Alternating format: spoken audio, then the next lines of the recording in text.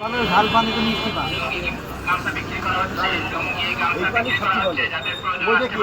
কত কইছে 5 কেজি 200 150 গ্রাম দাম হইছে কত? 250 টাকা আচ্ছা কাটেন দেখি, অল্প কাটবেন। বিসমিল্লাহ বরকত ভালো হোক ভালো তো হোক